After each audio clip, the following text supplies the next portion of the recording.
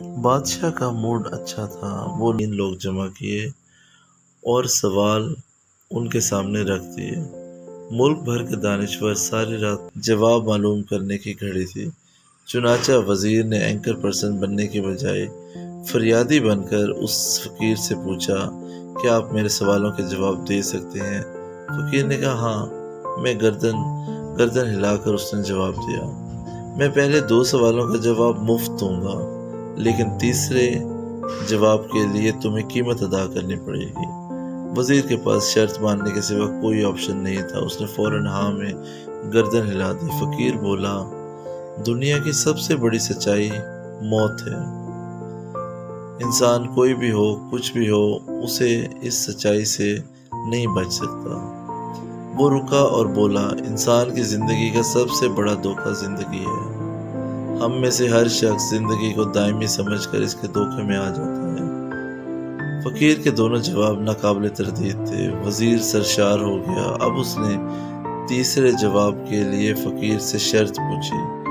فقیر نے کہکا لگایا، کتے کے سامنے سے دودھ کا پیالہ اٹھایا اور وزیر کے ہاتھ میں دے دیا اور کہا، آپ کو تیسرے سوال کا جواب اس وقت تک نہیں دوں گا جب تک آپ یہ دودھ نہیں پیتے۔ وزیر کے ماتھے پر پسینہ آ گیا۔ اس نے نفرت سے پیالہ زمین پر رکھ دیا۔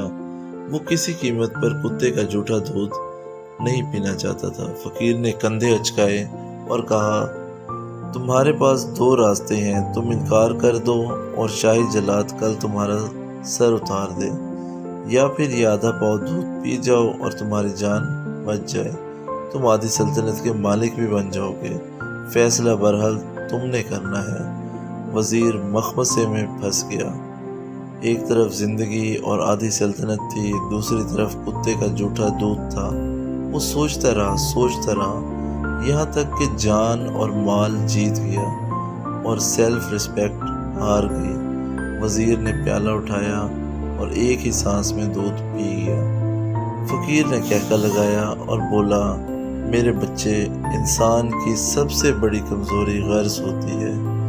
یہ اسے کتے کا جھوٹا دودھ تک پینے پر مجبور کر دیتی ہے، اور یہ وہ سچ ہے جس نے مجھے سلطنت کا پروانہ پھاڑ کر اس کٹیا میں بیٹھنے پر مجبور کر دیا تھا۔ میں جان گیا تھا جو زندگی کے دھوکے میں آؤں گا، موت کی سچائی کو فراموش کرتا جاؤں گا، اور میں موت کو جتنا فراموش کرتا رہوں گا، میں اتنا غرض کی دلدل میں دھنستا جاؤں گا، اور مجھے روز اس دلدل میں سانس لینے کے لیے غرض کا غلیظ دودھ پینا پڑے گا۔ لہٰذا میرا مشورہ ہے، زندگی کی ان تینوں حقیقتوں کو جان لو، تمہاری زندگی اچھی گزرے گی۔ وزیر خجالت، شرمندگی اور خود ترسی کا تحفہ لے کر فقیر کی کٹیا سے نکلا اور محل کی طرف چل پڑا۔ وہ جوں محل کے قریب پہنچ رہا تھا، اس کے احساس شرمندگی میں اضافہ ہو رہا تھا۔ اس کے اندر ذلت کا احساس بڑھ رہا تھا، اور اس احساس کے ساتھ وہ محل کے دروازے پر پہنچا۔ اس کے سینے میں خوفناک ٹھیس اٹھی۔ وہ گھوڑے سے گرا، لمبی ہچکی لی اور اس کی روح قفس انصری سے پرواز کر گئی۔ ہمیں کسی دن کسی ٹھنڈی جگہ بیٹھ کر زندگی کے ان 3 بنیادی سوالوں پر غور کرنا چاہیے۔ ہمیں یہ سوچنا چاہیے کہ ہم لوگ کہیں زندگی کے دھوکے میں آ کر غرض کے پیچھے تو نہیں بھاگ رہے، ہم لوگ کہیں موت کو فراموش تو نہیں کر بیٹھے، ہم کہیں اس کہانی کے وزیر تو نہیں بن گئے۔ مجھے یقین ہے کہ ہم لوگ جس دن ہم نے یہ سوچ لیا، اس دن ہم غرض کے غلیظ پیالوں سے بالاتر ہو جائیں گے۔